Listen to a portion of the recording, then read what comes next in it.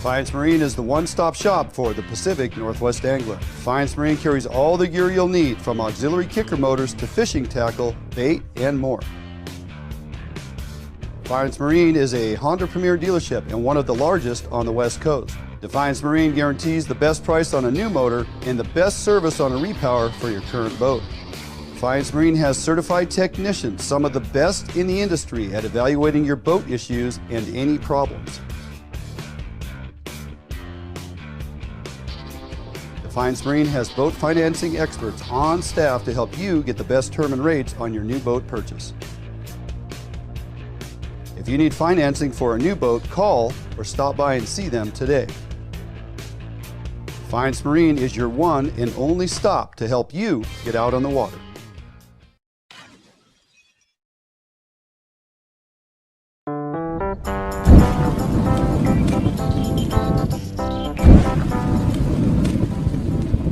Cutbacks in funding and fewer law enforcement resources are affecting our businesses and communities. If your business is feeling the effects, Phoenix Protective may be the solution you are looking for. They offer security solutions customized to meet your needs. From remote video monitoring in their 24-hour control center to a proactive, experienced security professional on site, Phoenix Protective has over 20 years experience in ensuring the safety of their customers. Team members are highly trained and proactive, giving them the ability to adjust to the changing needs of their customers.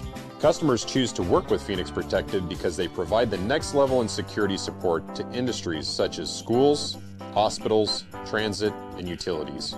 For a security assessment to see how Phoenix Protective can help you and your business, visit their website at www.phoenixprotectivecorp.com and select Contact. If you're looking for the best fishing rods in the world, you really do need to take a look at the Edge rods. I designed and built new machinery, and I think this new machinery has enabled us to build blanks like no other company can build without this equipment. There is no other rods in the world that are as good as these rods. You owe it to yourself to take a good look at them.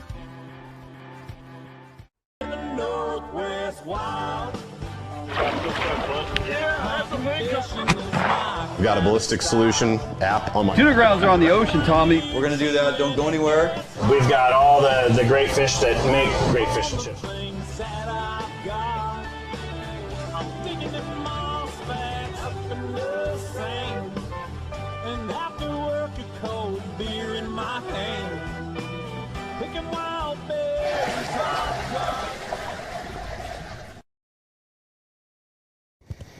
Hello and welcome to Fish on Northwest. We're in England, coming to you live from the Fish on Northwest studios, located here on the shores of Summit Lake, Olympia, Washington. Now you may notice my counterpart is vacant once again, but that's all right. Tommy's a little under the weather, and I asked him to please just stay away. So we'll get through the show tonight. No problem there. We got tons of great info to get through, lots of things going on, lots of great opportunity. Of course, some really great guests lined up with all that is happening out there. So do us a favor here, grab our content and share that on out there with all your friends, invite them to the show and help them stay informed. And bring those questions tonight. I'll do my best as we work our way through the show tonight and answer as many as I can. We have a lot of opportunity going on, lots of things happening. Of course, the weather's been a little complicated as of late. Tons of wind yesterday. I don't know where you were at, but out here at our place, the wind was absolutely howling all day.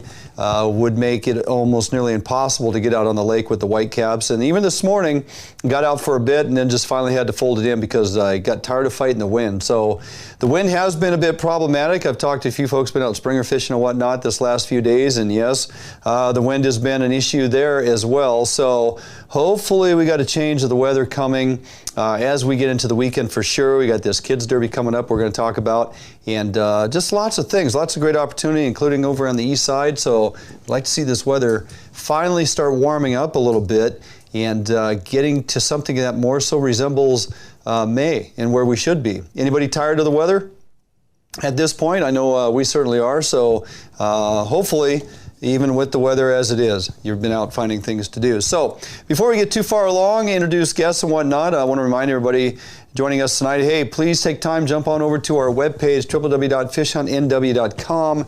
There you're going to find our online store and lots of great bits of info, all of our social medias linked through our webpage, and of course you can watch a ton of videos there, read some blogs, get some info, some great recipes from Chef Jeff Maxfield, and just a whole host of info bits there. Also, while you're there, take some time and hit the FHN20 coupon that's front and center.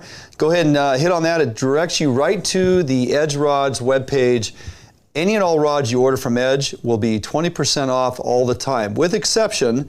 And I've had to talk with a few folks and let them know that it's clearly stated on the webpage, if there are other specials going on, if there are other sale prices already attached to certain rods, for example, the 360 series of rods for your pearl troll fisheries and your Columbia River fisheries, those 360 rods already have a special attached to them. They already have money savings attached at checkout. So, and some of the rods where it will not accept the coupon is because you need to look, there's more than likely, and there is, a special or a coupon or a sale of some sort already applied to that rod. So the FHN20 would not apply, as they're not going to double down on coupons.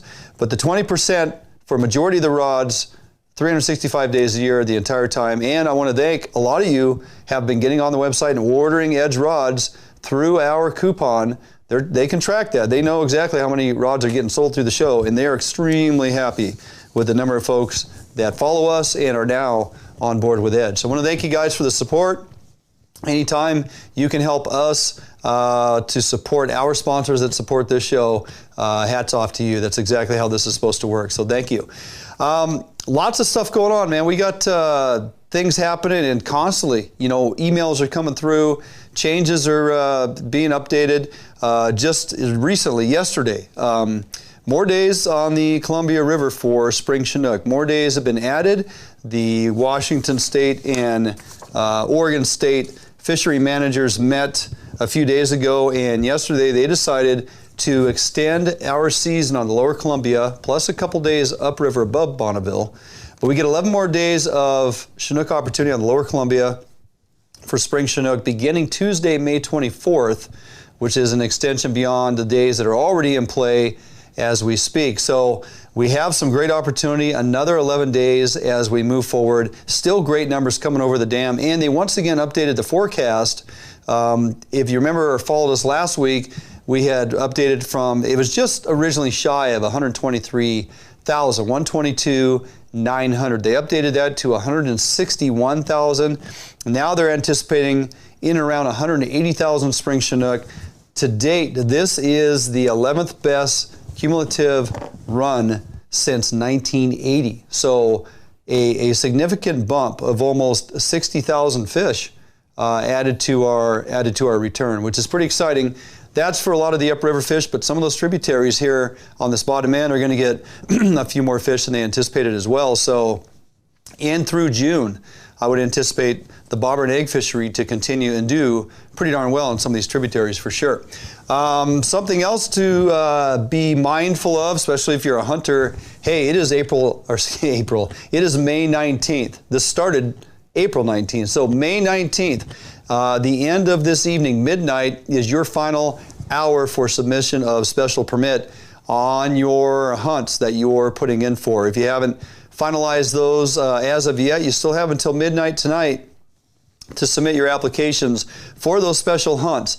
The draws were already announced, a few weeks ago for multi-season. If you got a multi-season, congrats on that. This year, I did not. And then, it seems to happen about every other year. Still waiting for my multi-season elk, but did not get a multi-season deer. Doesn't mean you're out of the game, as there are still plenty over the counter at the end of it all that you can put in for, and chances are pretty good to land one after it's all said and done. But if you are confused about this whole submission process for these hunting options. Okay, this application submission period. I tell you what, there's an opportunity to go to WDFW. They actually have a YouTube channel, believe it or not. And there's a couple segments on there. Get Wild with Ted Sandbar, episodes 1 and 2. Okay, I actually watched these to see what this was all about. Get Wild with Ted Sandbar, episodes 1 and 2. WDFW YouTube.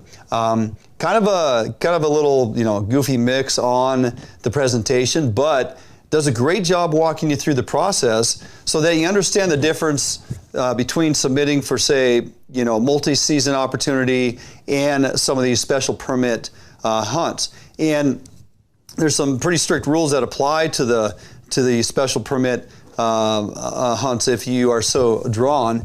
You can purchase and submit actually up to 7 different deer opportunities, and for the permit application and hunt categories of which you qualify for. Now, you may only hunt with the hunting method in compliance with that particular permit or draw on that tag, okay? Something else that I've had this conversation with a couple folks. Maybe some of the information WDFW is a little confusing. I don't want to say misleading, but it may be a little confusing.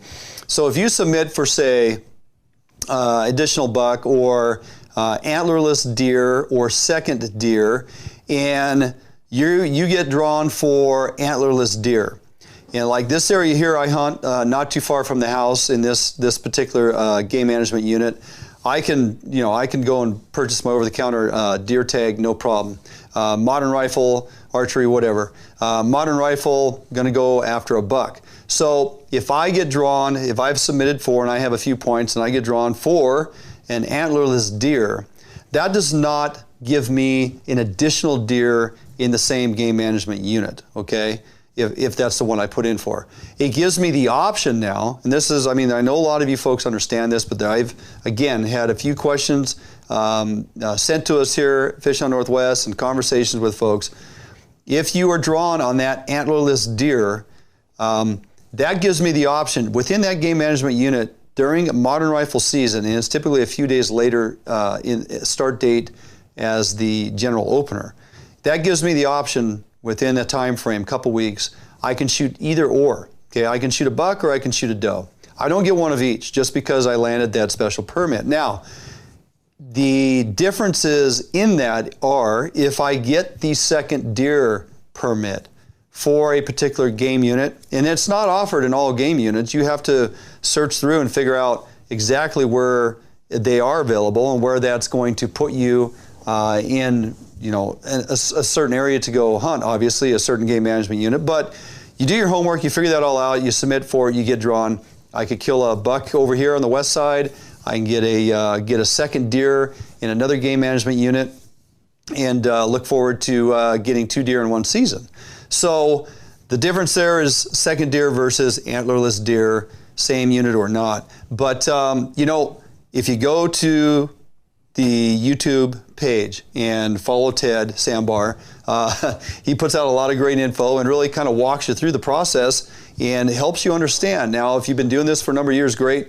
If you're fairly new to it, there's a learning curve here in how this point system works. Am I going to take the points? Am I building points, so ultimately working towards getting a draw? Or am I submitting each and every year with hopes of getting drawn? So it's a process. You work your way through it. Costs you $7.10 per application. Well worth it if you want to expand your hunting opportunities. I know a bunch of you will chime in and say, hey, I stopped spending money in this state. I take my money out of state. And there is that option. So, but if you're gonna hunt on the home front, want to increase your chances, nothing wrong with understanding the system, the point system, the draw system, and putting in those applications. All right. Hey, if you're not aware, and you should be because it's going to be done and over with before you even can blink, we have a shrimp opportunity coming up next Wednesday, May 25th. May 25th is the shrimp opener. It's a 1-day, 4-hour season.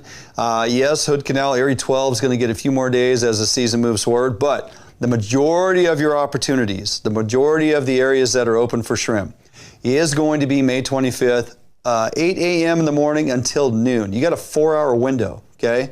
So some rules do apply in that regard as well, so you don't get yourself into trouble, because they watch this pretty darn close. Each harvester must have a separate container for their catch, either in their possession or identified with their name. Okay, that's very important. You need to identify each possession limit to a said person. No minimum carapace size, that's not something you have to be concerned with. Maximum of 2 shrimp pots per person on board, or a maximum of 4 pots per vessel. Okay, that's the way that works. Now, if you have any questions, they have a phone number you can call prior to hitting the water to see if there's been any rule changes. Typically, there's not, unless they all of a sudden decide to close an area prior to going. So if you want to call the day or night before, it's not a bad idea. I don't know where you guys are at. I give this a little bit of thought each year, and I get a little frustrated with the mindset of a 4-hour opportunity and just all the angst and anxiety for some folks that creates, the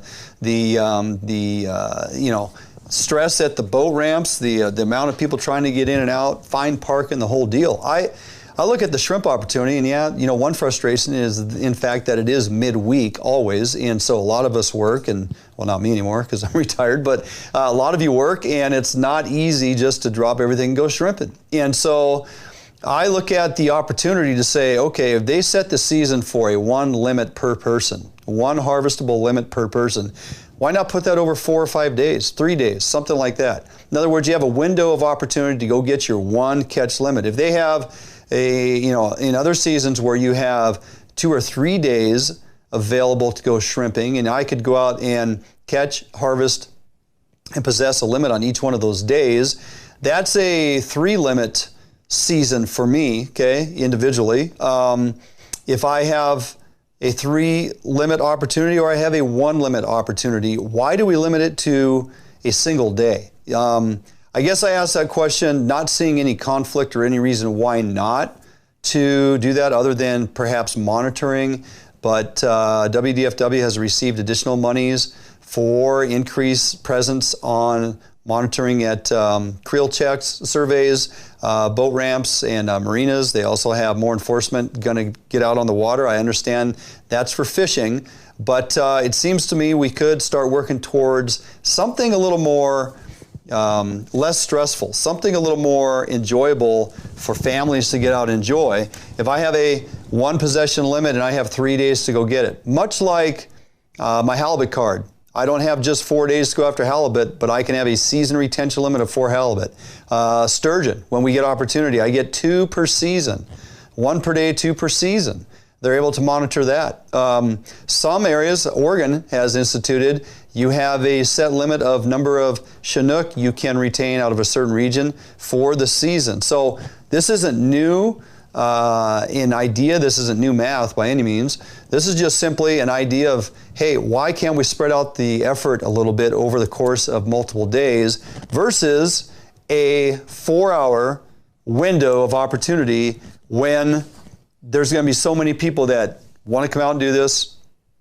They get pressured into having to make this happen. There are those that will get up extremely early, launch the boat, go out there, hover, anchor, whatever, wait for your window, because you cannot deploy pots prior to 0800, and you must have pots out of the water at noon. Okay, those are the rules, and they're pretty strict on that. So I would just advocate. I want to know what you guys think. Hit me up, Messenger, whatever. Let us know.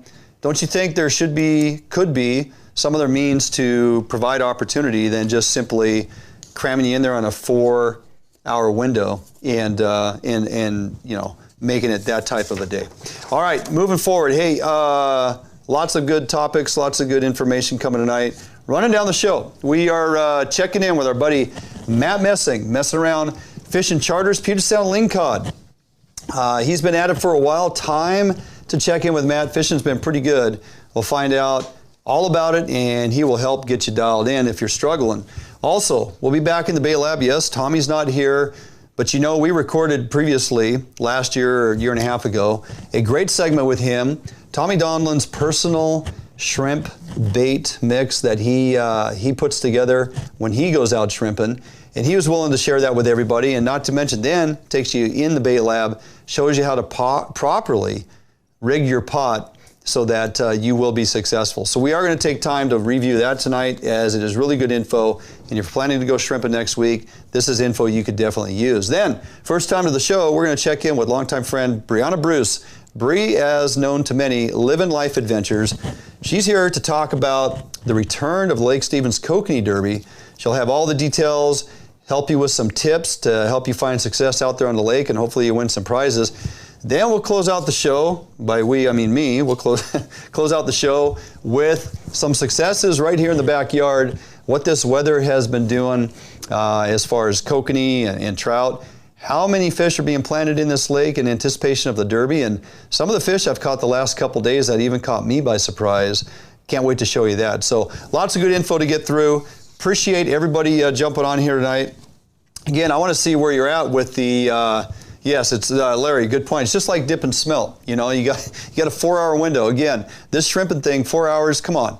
You know, I want to hear what you guys have to say. If you think I'm like out here in outer space, or, you know, could we have a more relaxed opportunity over a few days to go get our recognized retention limit, whether it's a limit season of 1, 2, or 3, whatever I get. But let's you know, have that discussion. Let's see where this can land. All right, going to jump out for a quick break. Don't go anywhere. Be back in a couple of minutes. Going to have my buddy Matt Messin on the phone. We're going to talk Puget Sound Lingcod and hopefully get you some tips to find success right here, Fish on Northwest.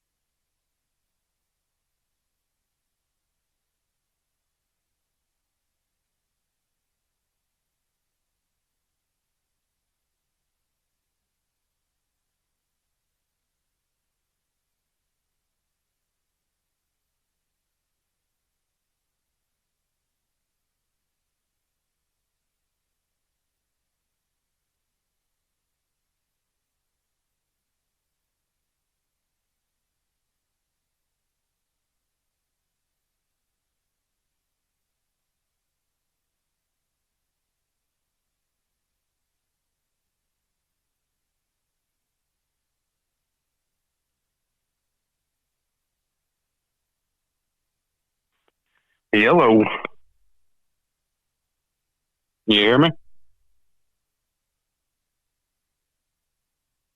I can't hear you. Oh, there. Wait, there, you got me? Yeah, I can hear you on my computer. I gotta turn this down. All right, you got me, Dwayne? Yeah, hold on a second.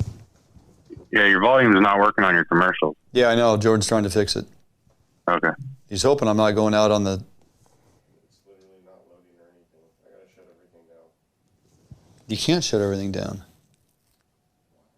What you want me to do here? It's frozen. All you can do. Okay, mute my mic. They can hear us. Yeah, they can. Yeah, I can hear myself over it.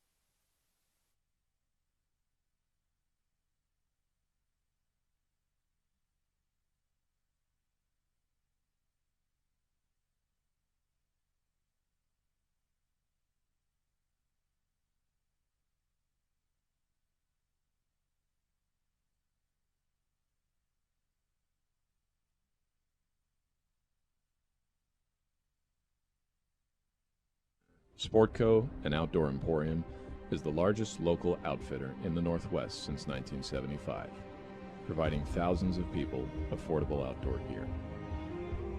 This summer, make your next outdoor adventure more affordable by shopping at our warehouse-style pricing. We are a local Scotty dealer, offering sales, service, and repair. Located in Fife and Seattle, come visit us today. The outdoors await you. For more than 90 years, you've entrusted one brand to guide you towards living the lifestyle you've always dreamed of.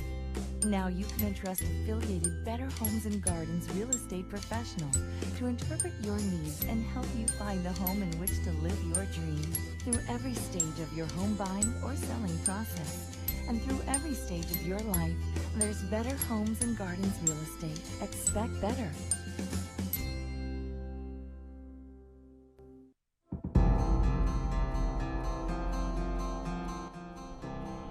Sergeant Daniel Moulter began his tour of duty on October 21st, 1996, and ended his tour on June 27th, 2020.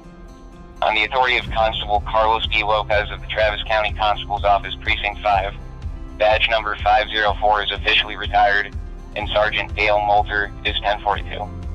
Godspeed, Sergeant Moulter. Honoring fallen law officers of 2021. The 2022 End of Watch Ride begins in May from Spokane, Washington. The ride across the country to honor the men and women of law enforcement who paid the ultimate sacrifice in their service to our communities will cover more than 23,000 miles. We ride to ensure that no fallen officer or their family is ever forgotten. EOW relies on sponsors and donations to cover this cost. Please consider donating to help support the families and departments of the fallen officers. You can donate by visiting our website at www.endofwatchride.com/donate. Please support the Blue.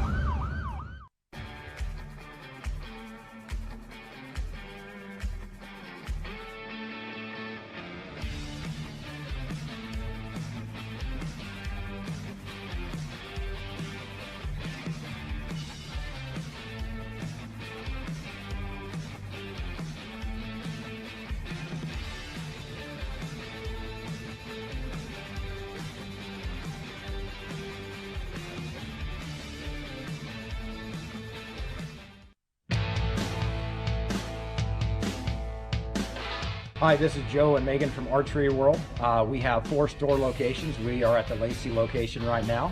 I just want to highlight some of our camping gear. We have Mystery Ranch packs. We also have trekking poles. We have crispy boots. We have 6-hour optics. We carry Havalon knives. We carry Garmin products as well. So it's not just archery. We want to try to make this one-stop shopping for you guys. And so if you need it and it puts you in the outdoors, we probably have it. So come down and see us.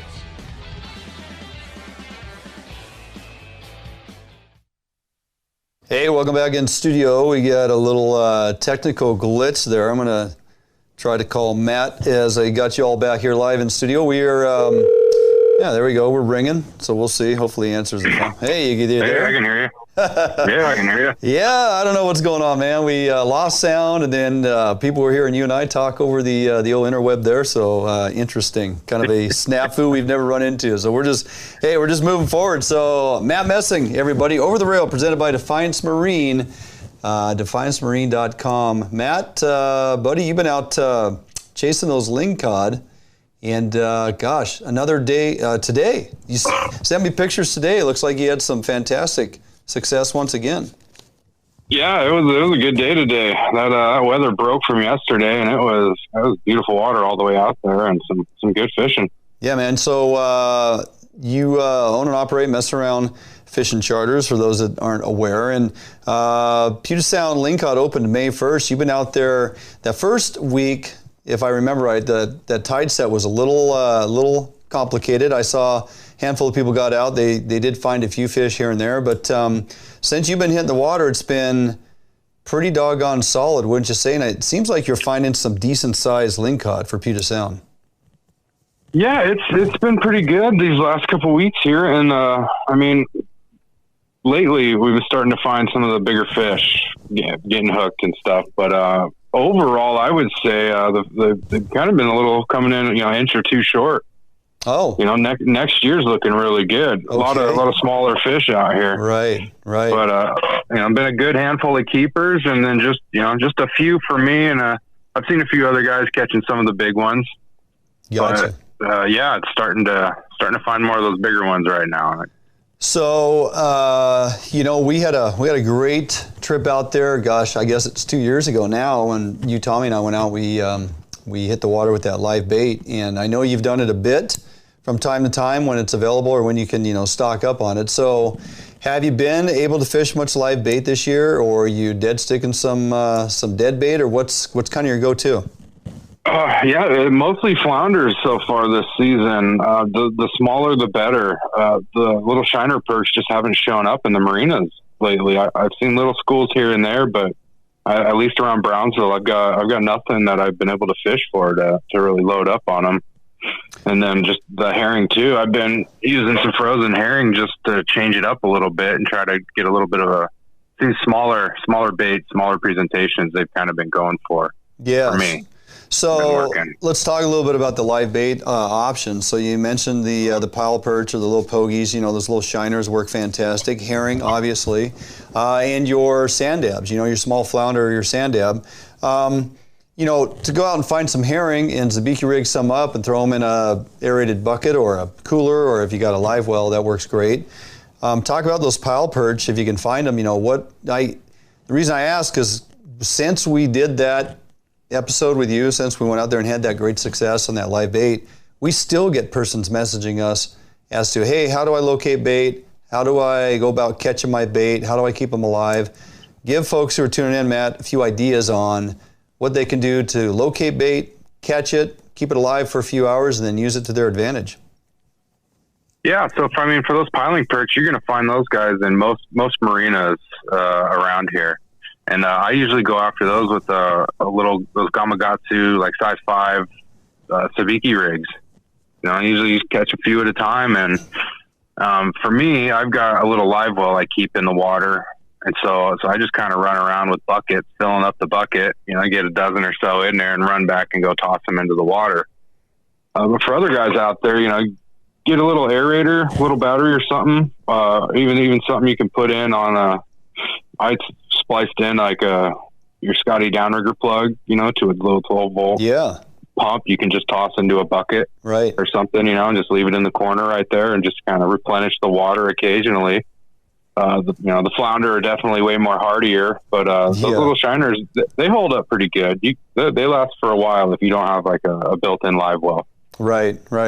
If folks aren't able to acquire, you know, live bait and they have to do the old jigging method or whatnot, what have you found has been getting you some success out there? Type of jig, soft plastics, how much weight? Just kind of give us a rundown. Yeah, so some of the artificial stuff, you know, I try to stick around to 4 ounces or so, 4 to 6 ounces. You know, lead heads. We've played with some of those the rubber flounders that they've got out there. Yeah. Fisherman's Gold. He hooked me up with one the other day. We played around with that a little bit, and those things work. You know, and just your standard, you know, curly tail grubs and whatnot, just kind of bouncing them. Yeah. So and move around, you know, just change it up. Change it up. It's been the key. I feel like, you know, I've kind of a few days in a row of using flounders and stuff, and they seem to kind of lose interest. So shrink the bait up, change it up, you know, try to find the smallest little flounder you can find. Sure. And they've been going for it. And even just the frozen herring, we've got quite a few keepers just on the herring. Yeah. Have you ever used trout or kokanee?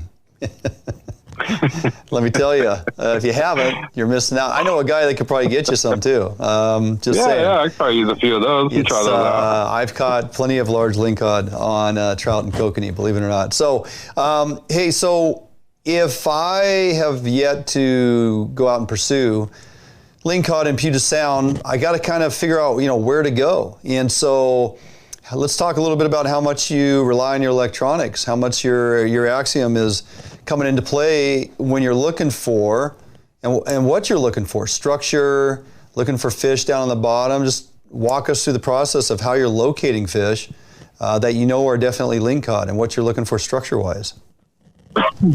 First off, if you're first getting out there, just kind of grab your charts and check it out and look up the fish havens. There's quite a few fish havens that they've scattered around the sound, artificial reefs and stuff that we put out there that the lingcod love to hang around. And so, that's always a great start, for finding a place. And then once you get out there and fishing, just keep an eye on the screen. I'll go over and mark, I'll be floating around. I'll see little dips here and there, and, you see a little fish mark in there. And I just start marking and marking and marking, and you kind of get a line going on, and just kind of work your drifts and just keep an eye on that screen and really pay attention to what you're drifting over. Don't just sit there staring at the water, jigging your rod around. You really want to try to pay attention to what you're going over. That way you can start developing areas, little clusters. Like, okay, I've noticed a lot of fish marks are over here that I've been marking lately. And so it kind of narrows down areas that you can really start focusing on and shrink down your drifts. So you're not just, drifting over hundreds of yards of nothing. Once you hit your spot, pick it up, move. Do a bunch of short drifts, really hit that spot hard, and then move on to the next one. How much are tides influencing where you choose to fish and what you're looking for? Look, big tides can tend to push bait into certain areas, because the current gets so strong. They all got to kind of seek out shelter in certain areas of Puget Sound. Of course, lingcod are ambush predators. They look for opportunity to come, floating by them. So talk a little bit about the tides. What do you look for in a decent tide setup? And or, is there a tide that's a no-go for you when you're actually pursuing lingcod? No, so my main focus on tides really is it's what it's doing to my boat. Mm-hmm. It's how I'm able to keep my drifts. If I can get over a spot, or if I'm doing a 2-3 knot drift over a spot, then okay, hey, those currents aren't going to work here. Time to move. Time to go find another spot to fish. Right. There's spots down south where the window is very small before that tide really starts ripping, and you can keep a straight line, but you're doing 3 knots over the top of the rock. They're only getting a glimpse of that fish. Yeah, it's pretty quick, right? And whatnot. Yeah. And so for me, that's kind of my big thing is the tides is just it's where I end up going to go fish to work those tides. Right. Hey, the fish, they're still down there. They're hanging out. Oh, yeah. Before we get out of here, let's quickly, because I didn't touch on it before, if I'm rigging a live herring or a pogie or even a sand dab, kind of talk about my leader strength, length, size of hook, amount of lead that I'm using. Are you using a slider or are you fixing that straight up? Kind of walk us through that. I usually doing the live bait. I have 6-ounce cannonball on a slider. Mm-hmm. I've found these nice little plastic sliders that I throw on there, and then just use about a 10 or a 15 pound mono loop.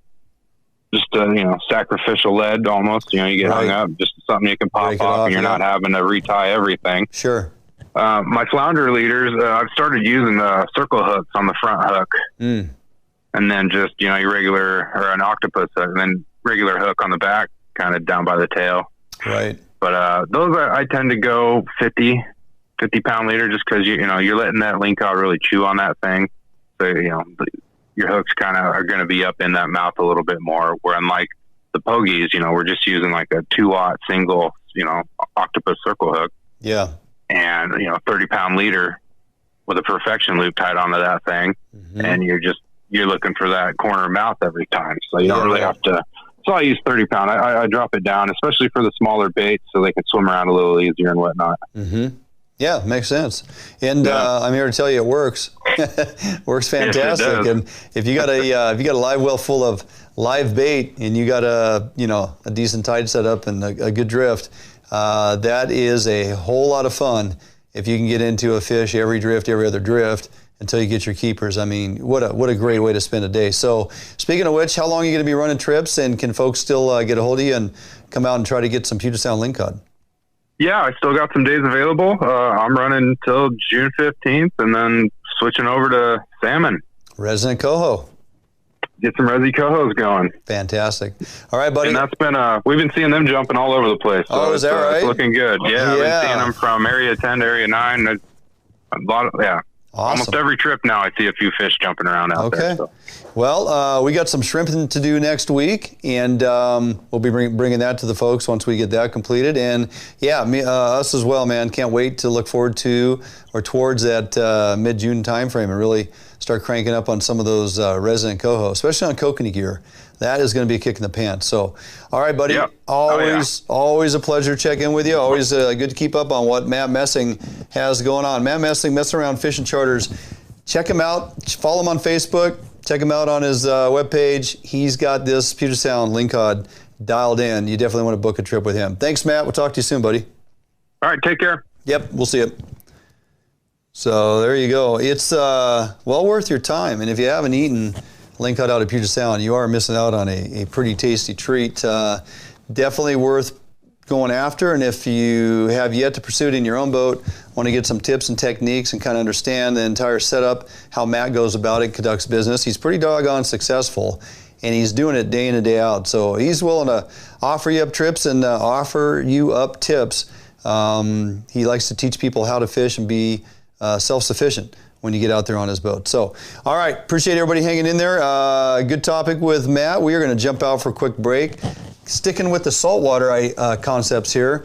Yeah, Tommy's not here tonight, but we do have a bait lab that we did previously with him. Not only is he going to teach you properly how to rig your shrimp pot for success, but he's going to walk you through the Donlin family secret, the recipe that he got from his parents, actually, for being successful in your 4-hour window to go get those shrimp. So don't go anywhere. Stick around. We come back, we'll be with Tommy Donlin, getting ready for shrimp season right here, Fish on Northwest.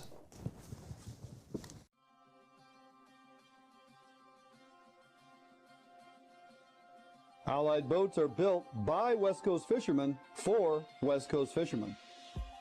Deep V 21-degree dead rise at the transom guarantees a smooth ride no matter the conditions. Allied offers all of our boats with Honda outboard packages so that you can take full advantage of the reliability and 5-year top-to-prop warranty from your Honda outboard.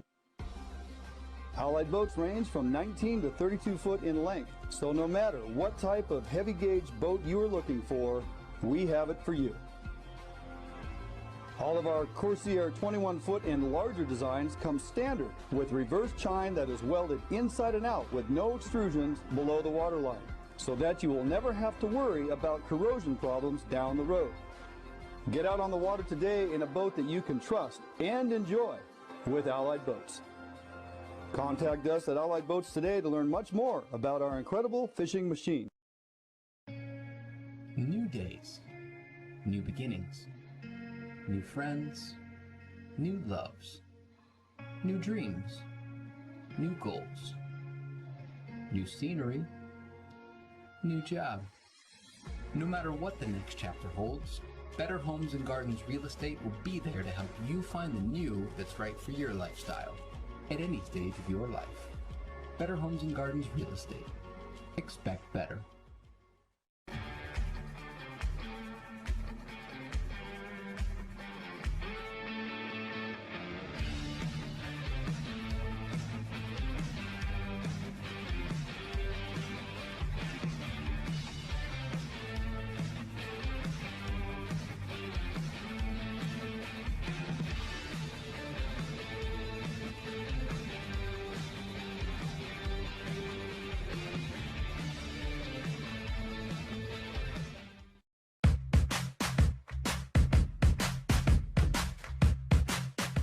Hi, we're Joe and Megan Malico, owners of Archery World up here in Lacey. We're a full pro shop, so we have a full pro service also. We have a huge indoor range. We carry 11 bow lines, all the major bow lines, and then there's subsidiary companies too, like if we carry Bowtech, we carry Diamond. If we carry Matthews, we carry Mission. When you come in, we're going to ask you, what kind of price point you're looking for. What's your hope? What's your goals? What's your scope? And with that information in mind, we'll point you in the direction of, that price point bows, and then maybe give you the option to test fire, maybe a higher level bow, just so you can compare. but it really is all about getting what it is that's going to work for you. We don't upsell anyone. They shoot it, they like it, they don't like it, they don't get it. We don't operate like that. And so if you need it and it puts you in the outdoors, we probably have it. So come down and see us.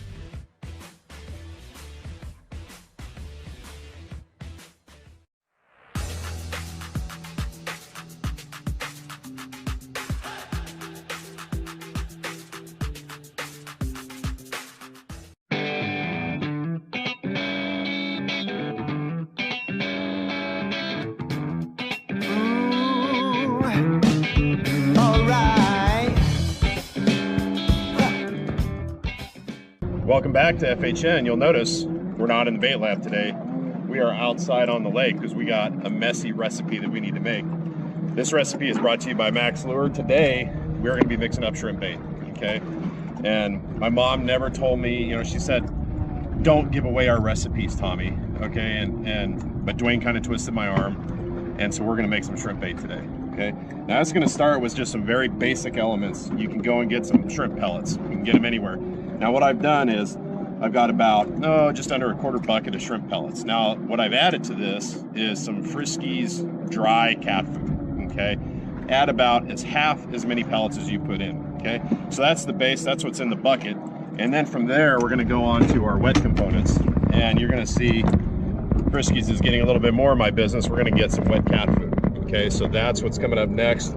I'm gonna start by opening up all these babies. If you look here, what do I got? I got about 10 cans. We're gonna open these up, throw them in the bucket.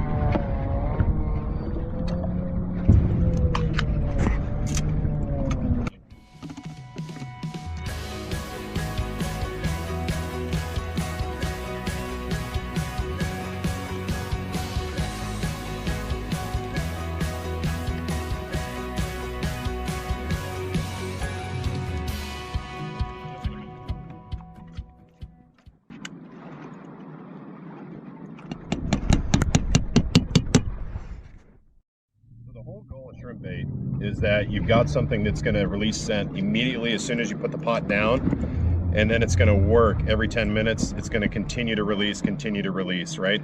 So those big pellets that you got in there, those are a time release thing. Those are going to release a little bit in the beginning and then just kind of incrementally until you're done with your set. Whereas when we start adding things like, you know, the Potskis shrimp fuel, crab and shrimp fuel, or you start adding some of the other things that we've got like Tuna Bloodline, that stuff is going to release instantly.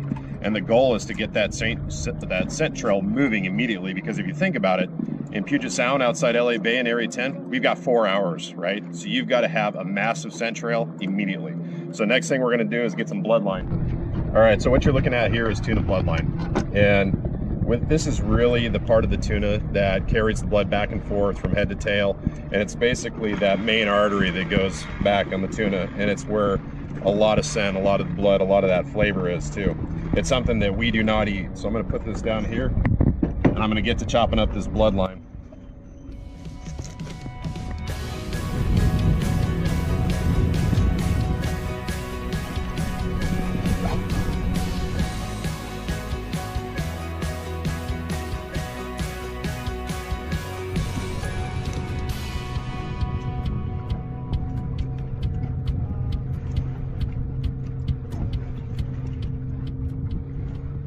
Now, one of the things that I failed to do that I'm going to tell you right now you need to do is put some gloves on, okay? Okay, now the thing that I want you to remember is not everybody has access to tuna. So if you don't have any tuna, don't worry. Go to the store. You can go to like an H-Mart or Wajamaya's and find the nice greenback mackerels. Use those. It's a great oily substitute if you don't have tuna.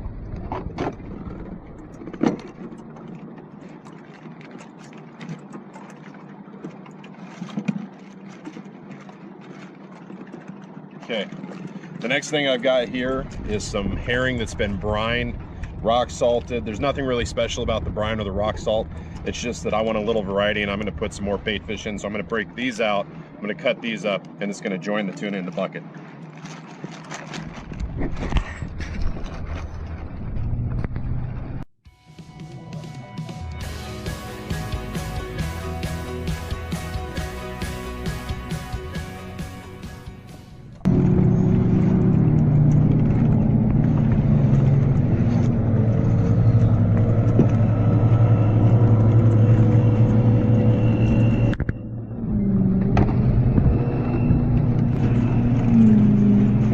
couple packages of 2013 tuna. Let me tell you right now, that is a sin, okay? You have to manage your freezers. I go through my freezers twice a year. I make sure I document everything. I know where everything is. Do not let this happen to you. This is a shame. Don't let anything go to waste. So what I'm gonna do is I'm gonna cut open this tuna, cut it up, and it's gonna join the bucket for the shrimp bait.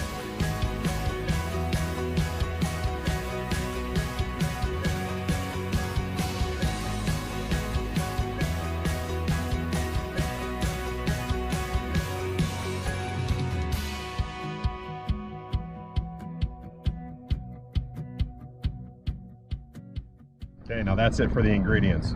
So just a little bit of a recap here. We've got shrimp pellets, we've got dry cat food in here, we've got wet cat food in here, right? And when you pick the flavors, you know, try to get a fish flavor or a seafood flavor cat food. The other thing we've got in here is we've got some bloodline from tuna. We've got a couple tuna loins that were old, out of date, and freezer burnt. And then we got some herring that's been cut up and put in here. That's what we have in here so far. We've got a pretty full bucket. Okay, we're getting to the top. Now, probably the most important ingredient that you got to mix in your tuna is you got to have that oil, that brine, that scent of some point. So that's where the pot, skis, crab, and shrimp fuel comes into play. We're going to take this entire bottle, we're going to shake it first, right? Because there's a lot of sediment in here. You got to shake it really good, and then you're going to basically douse your entire bucket of shrimp bait with this, and then we're going to go to the mixer.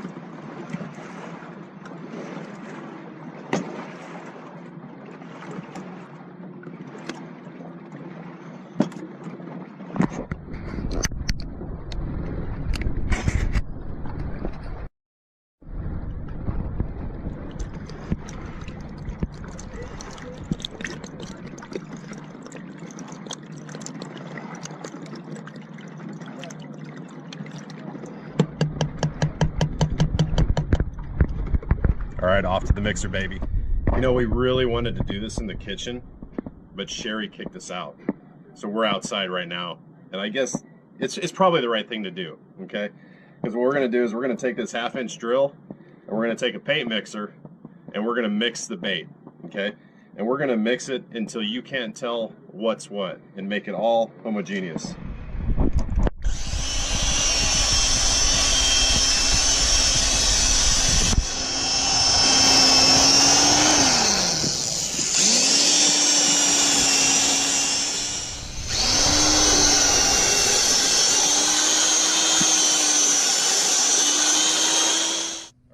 Mixed it for a little bit, and we were kind of noticing, if you look at it, that it was a little bit dry. It wasn't quite, didn't have the viscosity that we were looking for. So what I'm going to do is I'm going to add a little bit more of the Potskis crab and shrimp fuel to the mix, so that it has a little bit more liquid. Because if you remember, the thing that we want to really promote is a constant scent trail, and you're never going to go wrong using too much of this, since you do have all the solids in there. So I poured probably another half bottle in here, and then we'll mix this together.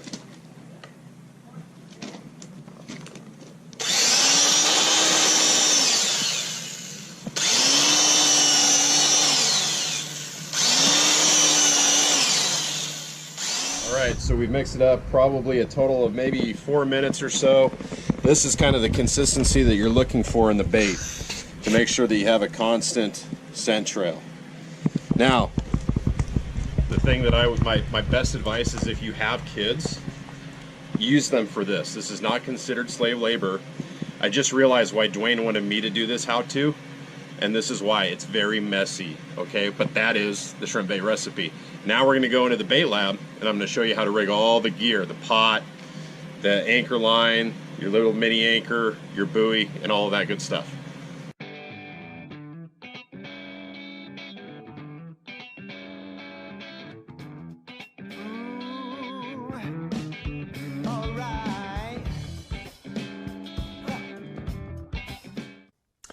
Okay, welcome back. The dirty part is done. We've got the bait all mixed up, ready to go into the bait container here. So I want to walk you through the rest of the equation. I've got sitting here next to me on the table, I've got a Ladner Pot.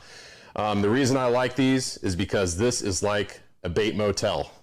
Look at this, look at the size of this thing, okay? About 2.5 feet in diameter, can fit a lot of shrimp.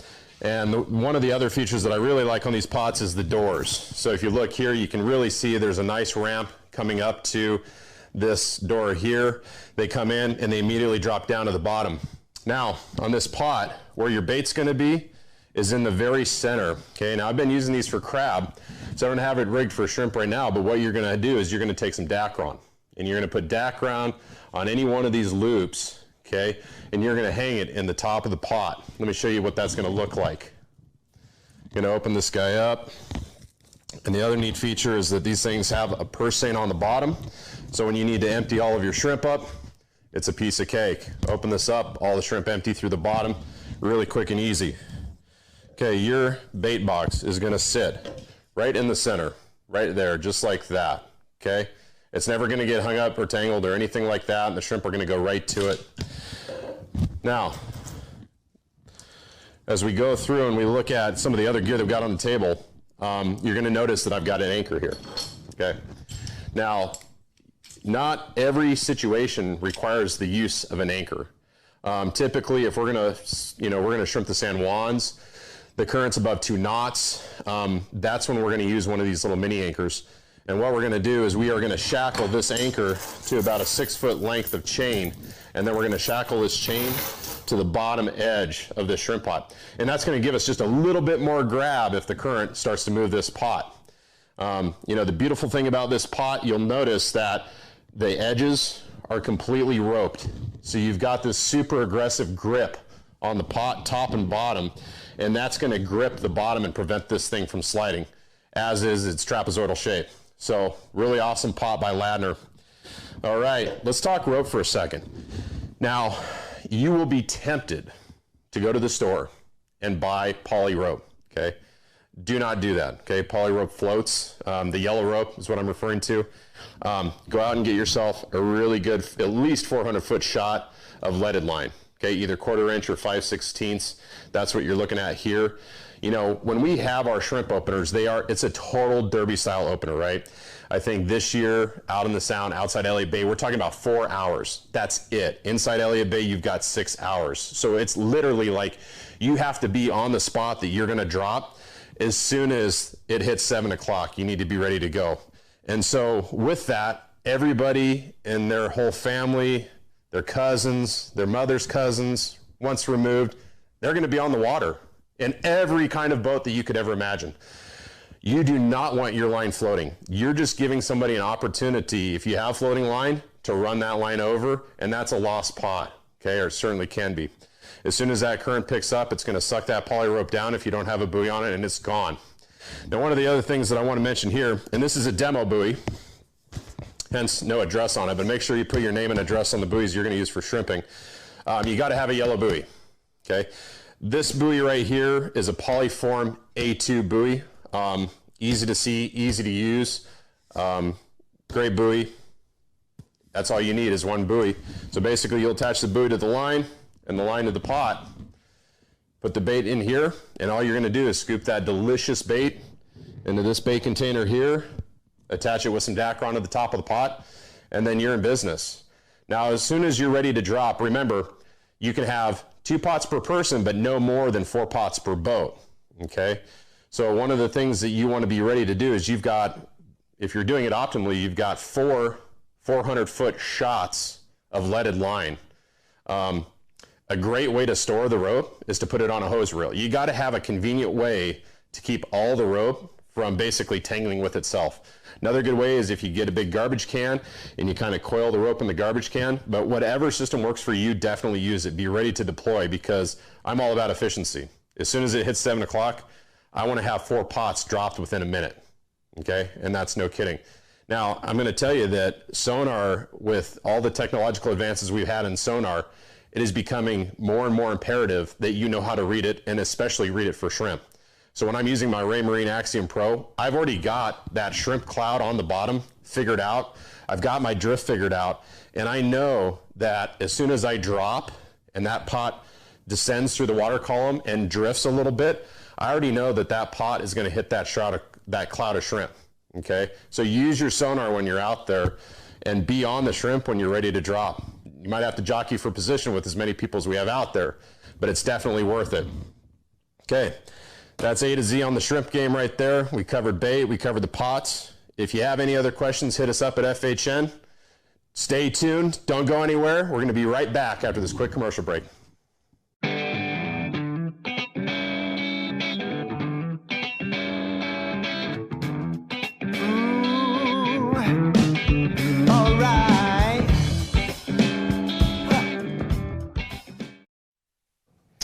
Hey, welcome back here in studio. Hopefully you stuck around and watched that. Tommy Donlin laid it out there for you. Everything from his mixture for his bait that has been so successful for him and family for years and years, and of course the way he is so detailed on rigging his pot for success. And yes, Mike pointed out here, yeah, leaded line, huge difference. You know, when there's a lot of boats out there and you get all those buoys or floats out there just kind of canvassing the area, navigating a boat in and around the buoys and, you know, kind of waiting till it's time to go pull pods, when you have nylon line just kind of floating, you know, shallow and just kind of laying out there flat, you don't really see it obviously because you are mindset on a buoy that you're trying to navigate around and that line is suspended up where it should not be. So leaded line, please, everybody.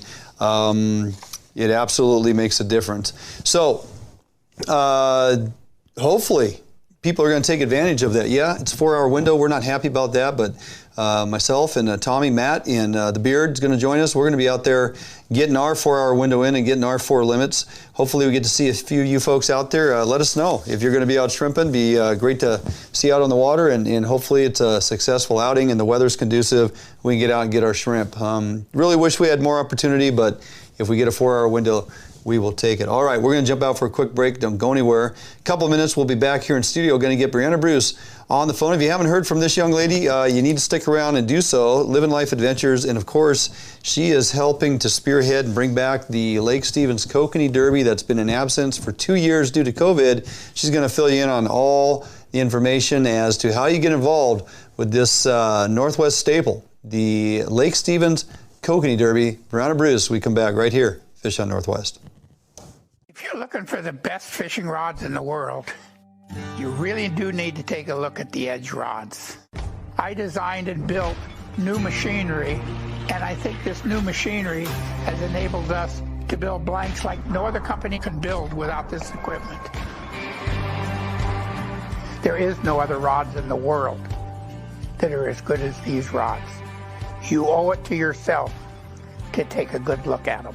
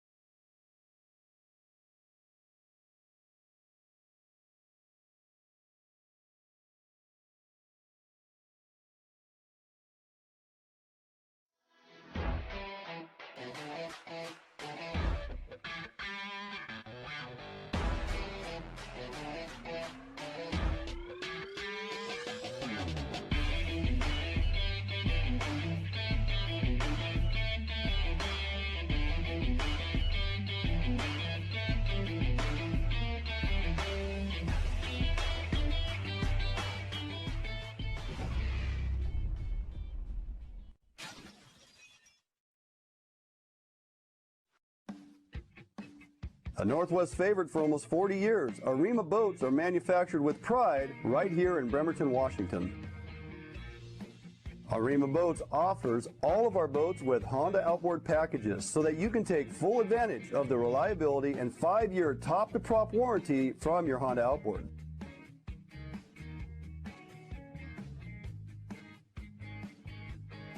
With literally thousands of Arima boats on the water throughout the Pacific Northwest, Arima boats are a proven hull design that offers incredible fuel economy and all of the amenities that a serious angler is looking for. All Arima boats are built without any structural wood materials. That is why we back our boats with a lifetime warranty. All of our Arima boats are designed to maximize deck space while also providing ample seating. Contact us today at Arima Boats for all your boating needs and let us help you get out on the water.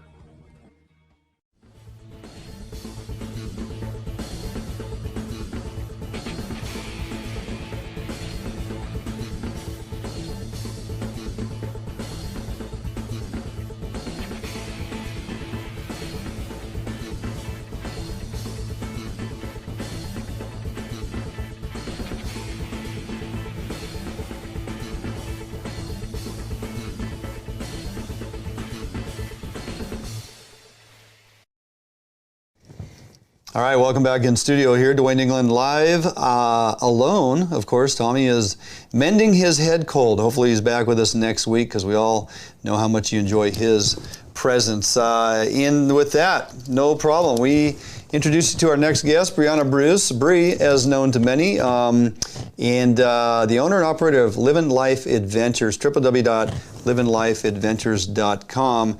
This is In Our Backyard, presented by Phoenix Protective Corp. Check out everything they have going on at phoenixprotectivecorp.com. Brianna, how the heck are you, young lady? I'm good. I'm good. How are you doing? I am good. I am good. Been getting out on the water a little bit and chasing some kokanee here in the backyard. And you, this time of year, is pretty much what consumes you daily in one place or another. So let's talk a little bit about this kokanee derby. So it was put on hold for 2 years, if I remember right, because of COVID.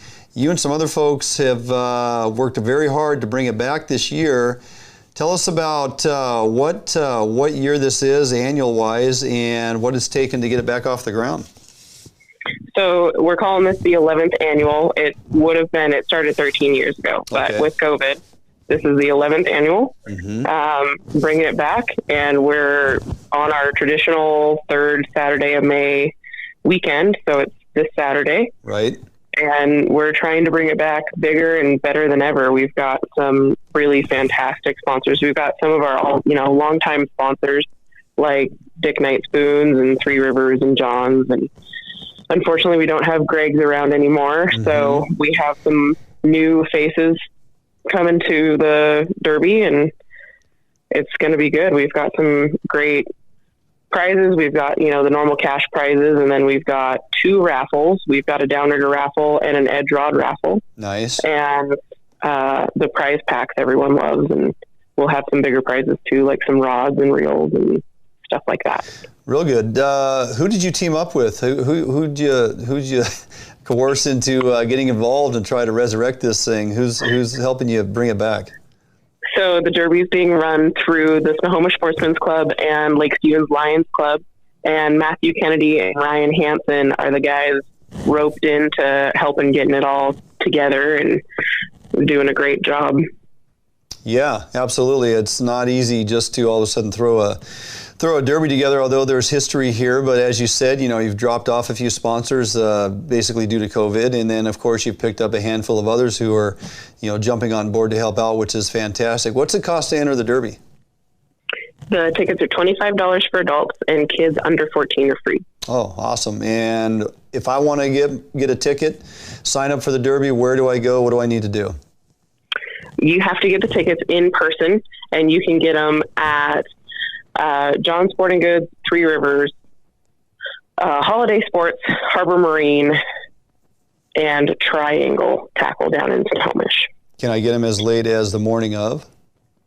You have to get them by Friday night, by business close. Friday evening business close. Gotcha. Okay. All right. Well, that makes sense. What can people anticipate winning? What are some of the prize money payouts and or other prizes based on their placement in the Derby? Yeah. So first place is $1,000. And then it goes to $500, $250, and $100, I think, down to fourth place. There is $500 prize for the biggest boat limit, up to 10 fish, so the biggest bag limit. Yeah. And then kids, first place prize is $100, and that has to be a kokanee. And then we've got, I think we go down to $75 and $50 for second and third, and that can be any fish. So first place has to be a kokanee, but if, the kids catch a big bass or a big trout, right, they can weigh that in for second or third place. Yeah, absolutely. And then the kids have their own prizes. We've got some awesome prizes. Snow King PSA actually donated $500 and partnered with Harbor Marine to get us a bunch of cool kids prizes. We've got rods and some tackle and some like pool toys and a bunch of life jackets and all kinds of stuff. So the kids have their own division and their own prizes, and then the adults have their own. So we've got some awesome stuff. And yeah, you're pretty well covered across everything here. What is the actual start time, and when do people have to be in for weigh-in? So you can start as early as first light, as soon as you can start fishing. We don't have a technical start time. Mm-hmm. This derby does not have like a, morning meeting or anything like that. Right. It's just you get on the water, you start fishing. Weigh-in opens at 10 and closes at 2. So you need to be in line before 2 before it closes. Gotcha. And then we're going to get the prize, the award ceremony going as soon as we can after weigh-in closes.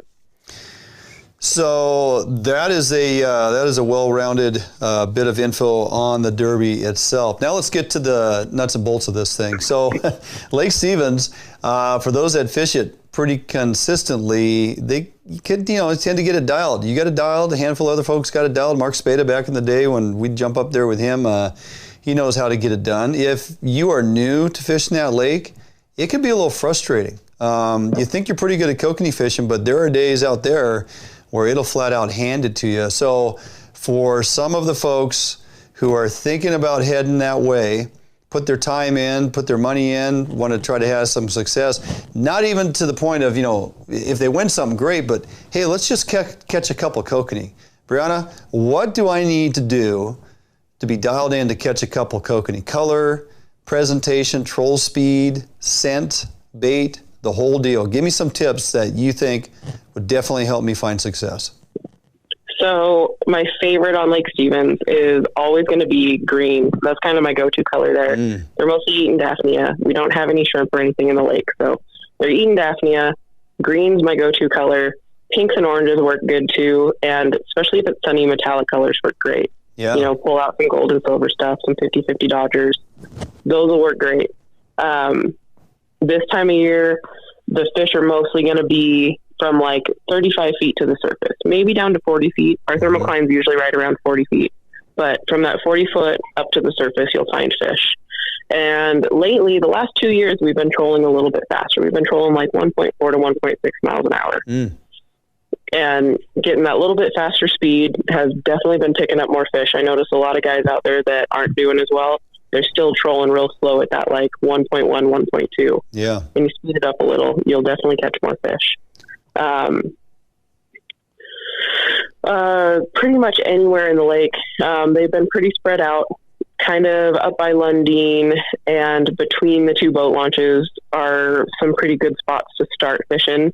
But the lake's really not all that big. Just kind of pick a spot to fish and work your way around until you find fish. Once you find them, just kind of stay on them until you lose them or spook that school and then go look for more. Right. What does leader length make all that much difference in your presentation? I think it can make a pretty big difference. I run 12 inches from the bend of the hook to the back hook, bend of the back hook to the end of your loop or swivel, however you finish your loops off. Okay. Sometimes I'll go down to 11, but most of the time I'm running all my leaders at 12. Gotcha. And I notice a lot of people will run too big of a Dodger. I rarely run anything bigger than a 4/0 or the like 4 1/4 inch Dodgers. Every once in a while I might pull out a 5 inch, but those smaller Dodgers definitely work better on Lake Stevens. Gotcha. Scent? Put any additional scent out there? Am I running corn? What am I doing? Yeah, I always run corn. I put tuna oil in it, and then on top of my tuna oil, I'll put some anise or some garlic. Slam and Sam's tuna garlic works great over there. The XXX is one of my favorite scents on the lake. Seems to kind of work any time of the year, where that tuna garlic doesn't seem to work until the water warms up a little bit. Gotcha. Which it was working a little bit ago, last week. So yeah. I know you haven't been on that lake for a few days. Anybody tell you, or you have any indication what the water temperature is, surface temperature? I have not heard recently. I would suspect that from the way the weather and everything's been, it's probably I'd say it's probably mid 50s. Yeah. Maybe high 50s. Yeah. So it's right in there. It's like we got started really late this year with this cold spring. Yeah. The fishing took forever to turn on. So really a lot of years we're kind of this third Saturday of May is kind of like the end of the peak of the fishing, like it's starting to slow down. And this year we're right on that like front edge of peak for the lake. So I think the Derby should be really good as long as we have some good consistent weather and we don't have a lot of pressure changes, because that messes with those fish a lot. Right. Yeah. But as long as that pressure stays consistent, I think the Derby's going to be good and we're going to have a lot of fish weighted. Yeah, I think the weather's going to settle down a little bit tomorrow. Should be pretty decent. By Saturday, it looks pretty favorable. Not a lot of wind and, you know, some sunshine popping out and no rain. So hopefully, because I have been up there for that Derby and absolutely got drenched. I mean, you just, it's hit or miss. And cold temperatures and kokanee fishing, it's like, why am I doing this? I could be springer fishing or freezing my butt off. So, yeah, anyway, hey, fantastic information. Appreciate you taking time. I know you're busy running trips daily here and getting it done. So really appreciate you bringing this back to Matt and all the folks helping out to bring back the Lake Stevens Kokanee Derby. It's become a Northwest staple, one that needs to be, you know, on person's agenda, and they need to continue to pursue it each and every year. So great job. Absolutely. Thank you. Absolutely. Have a good evening and stay in touch. You too. All right. We'll see you. All right. Bye. Bye. Brianna Bruce, Livin Life Adventures. Look her up, www.livinlifeadventures.com, or follow her on her Facebook page. She's very active on social media, and that girl flat out gets it done. Whether she's on the lakes or chasing fish in Puget Sound, she's fishing year-round, and will definitely treat you to a great day. Okay, gonna jump out for a quick break. Gonna answer a few questions here. Fly Navarro's checking in. Good evening, gentlemen. Nice to see you, Fly. Thanks for tuning in, buddy. We're gonna jump out for a couple-minute break. Gonna come back, close out the show. Got a few bits of information, some things that have been going on here in the backyard of all places, and some of the fish we've grabbed the last couple days. Don't go anywhere. You want to see this when we come back right here, Fish Hunt Northwest.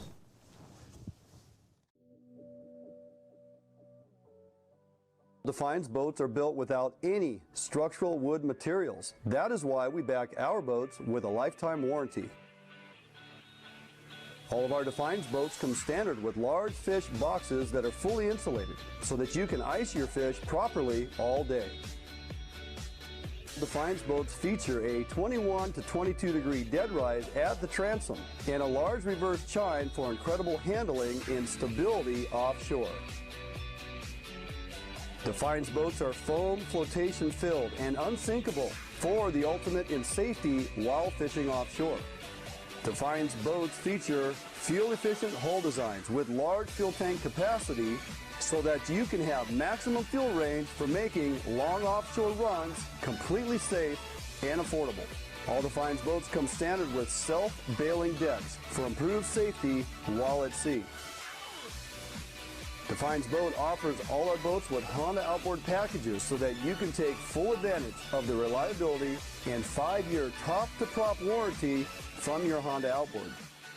Defiance Boats for all your boating needs, and let us help you get out on the water. Today, the need for quality private security services is at an all-time high. Contract Security Service provides day-to-day peace of mind as they protect people and property. Here at Phoenix, we provide service for multiple state and federal contracts with services ranging from uniform, patrol, alarm monitoring, canine detection, executive protection, as well as investigative work. Phoenix client management models are built on understanding our clients' security needs and responding with a tailored program that is best fit for them. Phoenix provides excellent customer service through well-trained, highly motivated security professionals. Recruiting highly qualified officers is the first step in building a strong team. Currently, we are comprised of 70% prior law enforcement and military veterans. If you are prior military or law enforcement, go to www.phoenixprotectivecorps.com and apply today.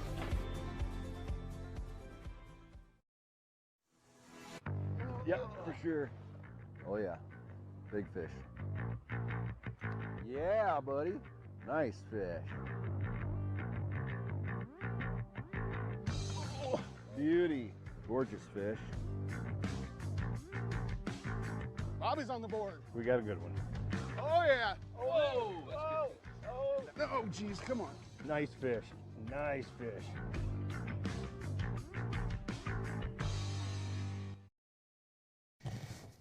Hey, welcome back in studio as I close out the show. If you had just tuned in, you missed our great conversation with Brianna Bruce, Livin Life Adventures, talking about the resurrection of the Lake Stevens Kokanee Derby happening this coming Saturday, the 21st. So I bring that to your attention because we also have an event on the 21st. And it's all about the kids. The second annual Summit Lake, Fish Hunt Northwest Summit Lake Community Kids Trout Derby is this coming Saturday. Weather looks like it's going to be fantastic, and we're really excited to bring this to everybody this year. We've put a lot of work into this, and we are getting a tremendous response. I don't know if we're going to far exceed 100 kids. I'm pretty sure we may be in that 100 and I don't know, 130, 150. I guess we'll see, but it is this Saturday. Start time is daylight. Weigh-in starts at 8 o'clock. Participants must be at the community center for weigh-in no later than 11 a.m.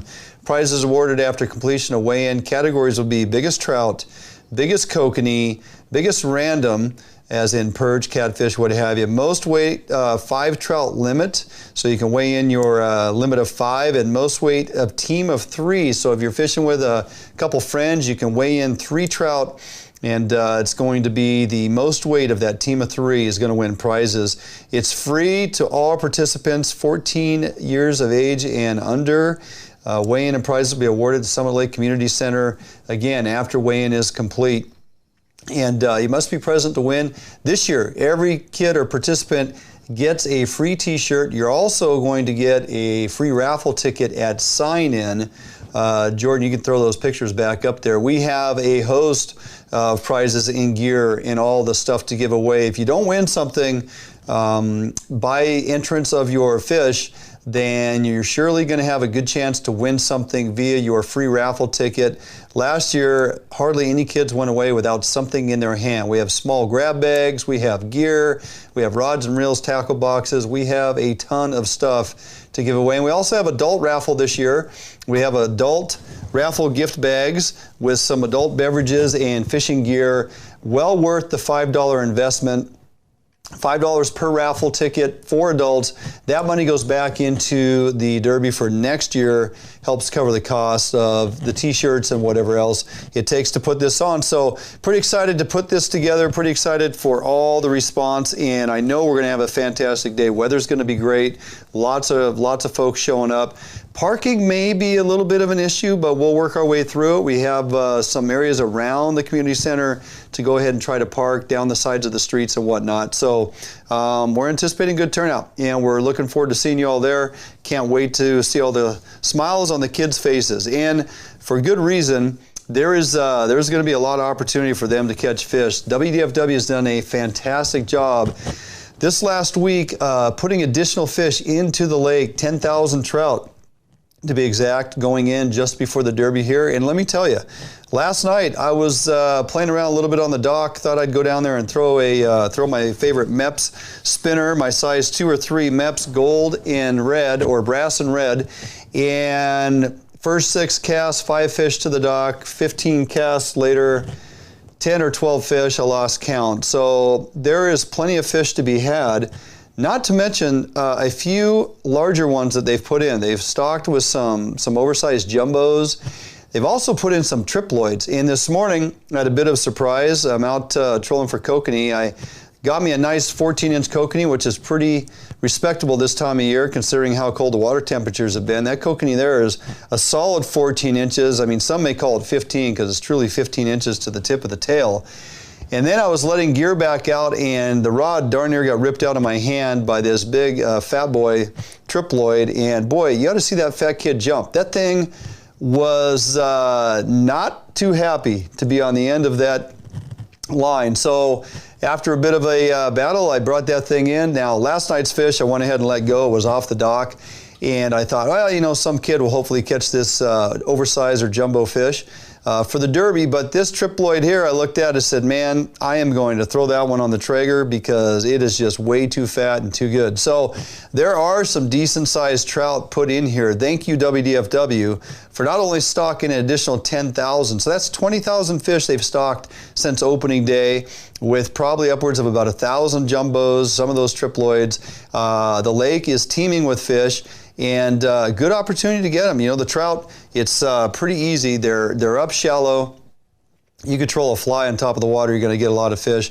Casting and retrieving spinners is working extremely well, but just utilizing your normal techniques of trolling, either weighted or not. You know, you can flatline small plugs, you can pull some of your favorite lures and kokanee lures behind dodgers. You're going to catch trout, no problem.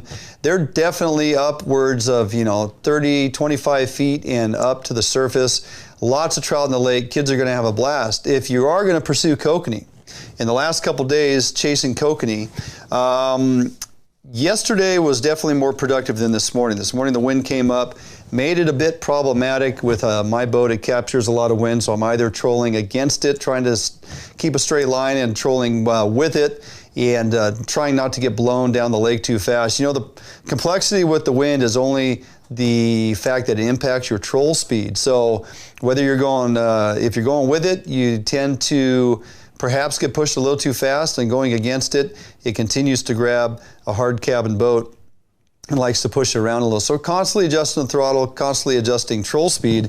But you know, there's still a great opportunity to get the kokanee. Folks have been asking me, hey, what's the consistency here? And you know, I like to throw the information out there. It's here, you know, Summit Lake. We have a very good kokanee population the last couple of years again. These fish are already 14 inches in fat, so I'm anticipating by the time we get into July, August, we're going to have a good amount of 15, do I dare say 16-inch kokanee this season. Would be pretty exciting. Right now, 25 to 33, 33 to 37 feet on the downrigger. Pinks and golds always work well out here. Orange, yes, but smaller profile for the majority. Although I do think the lake has a little more staining to it right now. Maybe some of that early spring algae, not the toxic algae. We're not going to go down that road. Just your typical lake algae that forms. There is a little bit of that in the water. I can see it's not as gin clear as it typically is because of all this rain that we've had. So we definitely have a little bit of algae production in the lake. So I'm using a little more Dodgers with some higher level of UV and or glow. Definitely will aid you. Pinks and golds, as I had mentioned. For me, it's always Potskie's fire corn, and I soak that in Mike's, Atlas Mike's oil of various flavors and scents. Tuna garlic is a go-to. Shrimp anise, and of course crawdad has become one of my favorites as of late. Crawdad seems to be getting it done. I also use the fire gel to add additional scent in my presentation. I'll put the tuna fire gel right on the back of my Dodger. I'll put the crawfish right on the back of my Dodger. That adds a tremendous amount of scent in your troll as you're you know, putting that gear in the water. Troll speed out here typically, and has been proven once again this year, 1.3 to 1.4, right in that ballpark. You're going to get it done. If it doesn't seem to be happening, maybe speed up from time to time, but 1.4 has been a very consistent speed out here for me for the last several years. So that's a well-rounded bit of info there that should get you on the kokanee trail for sure. Again, smaller presentations seem to be getting it done as of late. Definitely last year it worked tremendously well. I put on some larger size mini squid hoochies and things like that. Didn't really seem to draw a lot of fish, but some of the times them things actually go after those larger presentations. So what else I got? Yep, reminder of the Fish Derby, Lake Stevens Kokanee Derby, and that is some of the success we've been finding in the backyard here. Plenty of trout. Looking forward to seeing everybody at the Derby this Saturday. Once we get through that, then we can just look forward to a full season here of trout and kokanee fishing. I'm expecting the kokanee fishing here to be pretty doggone good. So with that, what are you trying to show me there? Okay, got it. All right, we are done. We're going to wrap it up. Sorry Tommy couldn't join us tonight, but hopefully he's back next week. So Get out, enjoy the weekend. Weather's going to be nice. If you can't participate in the Derby, that's just fine. Go ahead and get the kids out on the water somewhere else. Take advantage of the weather and be safe. We'll see you next week right here in studio live Thursday, 6 p.m. right here at Fish on Northwest.